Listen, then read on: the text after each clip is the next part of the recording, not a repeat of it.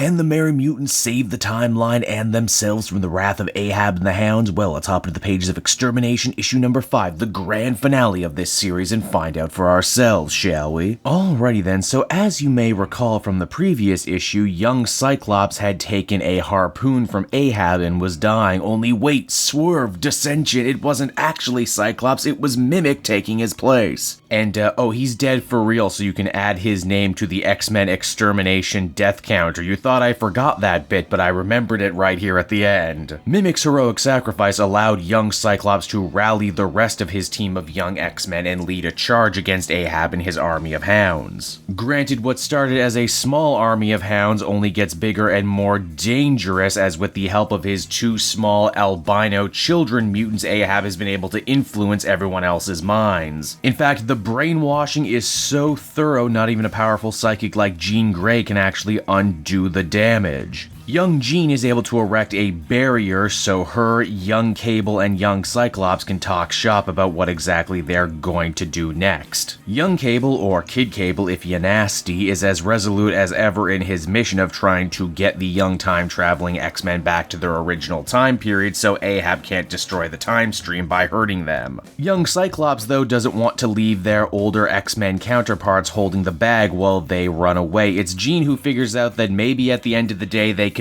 both get what they want and kill 2 birds with 1 stone. But for that, the young time-traveling X-Men are going to have to make a quick withdrawal. This means some teary goodbyes, and in the case of Iceman, some rather heavy subject matter getting laid down. You see, it's been brought up before that if the young X-Men are going to be able to reacclimate themselves back to their own time periods, they're going to have to wipe their memories so they don't know anything that's going to happen in their futures. This is going to be devastating for young Bobby Drake, because you'll know that in this modern day world which is more accepting of LGBT folks, he was finally able to come out of the closet. But if he goes back, he'll end up forgetting all the progress he made. It's the older Iceman who puts his mind at ease by saying, hey, you know what, that's not your burden to carry anymore, it's up to me to be true to myself. Wow, what a sweet and organic way to finish off that storyline. Now from there, Cable and the young X-Men time slide to a period in history before Ahab got his hooks into those 2 little albino mutants. It appears that before they were savage killers, they were students at the Xavier Mansion. Young Jean figures what better way to defeat their evil older counterparts in the future than to travel back in time and figure out their weaknesses directly from the horse's mouth. Obviously, Ahab doesn't want this and chases after them in his time boat. This leads to a truly awesome little action scene where time-displaced father and son, Kid Cable and young Cyclops, join forces to destroy Ahab's time boat, maim the crap out of the villain before eventually stranding him in the present with nowhere to go. Lastly, the young time-traveling X-Men make it back to their original place in history. Of course, they have to say their sad goodbyes, knowing that their lives are going to change and go back to normal at the same time. Doing things this way actually heals the timeline, and because of that, the X-Men's older counterparts end up inheriting the memories left behind by their younger selves, including for Jean Grey the secret of undoing the twins' hound mind control conditioning. It works and gets everyone back to normal except for poor Rachel. Her conditioning was different, and because of that the mind control isn't broken, and when the bad guys end up pulling out, poor Rachel goes with them. It's a bittersweet victory to say the least. The X-Men may have saved all of history, but they lost 3 of their own and plenty more hurt or worse. The team does, however, manage to find a new and renewed vigor, swearing that they will save Rachel and undo all of Ahab's evil doings. Then there's the matter of Kid Cable. He doesn't really seem to be going away. Why was he so particularly interested, too, in sending the time-traveling X-Men back? Was it really just about saving the timeline for him? Or was he doing it for someone in particular, like his father, Scott Summers, the original Cyclops, who is seemingly back again? Or maybe he never left. They leave it kind of open-ended if this is a resurrection or if he's just showing back up again. And so that was Extermination issue number 5, everybody, and overall I gotta say, at the end of the day, this might have been one of my favorite X-Men stories I've read in a very long time. It was short, sweet, to the point, and unlike a lot of comic book events I cover on this channel, this one actually changed the universe and is gonna have some long-reaching repercussions. Now that it's finally over too, I think we can talk in greater detail what the young time-traveling X-Men experiment meant, Was it good? Was it bad? Were you indifferent to it? No matter where you fall on that debate, I think we can all agree they actually got a pretty decent send-off wherein they got to be heroes in their own right while also growing and changing and having full arcs. On the art front, Pepe Larza continues to be probably my favorite person drawing Marvel Comics right now. I wish he could draw just about everything. Overall, I think I'd give this one a 9 out of 10, a pretty damn solid conclusion. Hey, Joel again, and I want to thank you so much for watching to the end of the video. I hope you enjoyed it, and if you did,